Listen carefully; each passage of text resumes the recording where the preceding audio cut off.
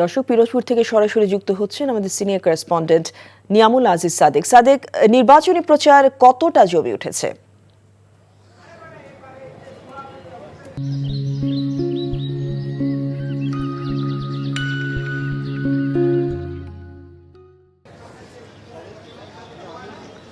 জসিন্তা, আপনি জানেন যে নির্বাচনী প্রচারণা বলতে জমজমাট অবস্থায় পিরোজপুরেও আমরা যেটি গতকালকে ঝালকাঠিতে দেখেছি, পিরোজপুরে এসেও একই ধরনের চিত্র আমরা দেখতে পাচ্ছি। এখানে যে দুজন প্রার্থী রয়েছেন, একজন হচ্ছে আগের যে সংসদ সদস্য দেলোয়ার হোসেন সাইদি, তার ছেলে মাসুদ সাইদি।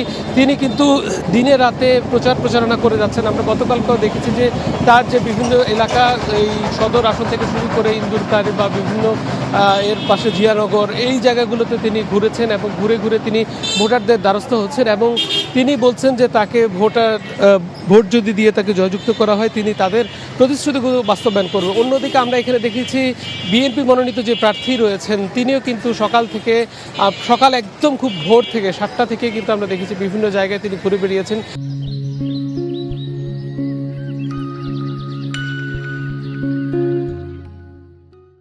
চালিশা, এর আগে আমি যে লাইভটি দিয়েছি সেখানেও কিন্তু তিনি অবস্থান করেছেন এবং তিনি তাদের ভোটারদের দ্বারে দ্বারে ঘুরছেন, মাঠে ঘাটে ঘুরছেন, দিনে রাতে ঘুরছেন। আপনাকে জানিয়ে রাখতে চাই, এই পিরোজপুরে কিন্তু 3টি আসন রয়েছে। এই 3টি আসনের মোট ভোটার সংখ্যা 10 লাখের বেশি এবং এই 3টি আসনেই কিন্তু হাড্ডাহাড্ডি লড়াইয়ের একটি আভাস মিলছে বিএনপি এবং জামাতের মধ্যে।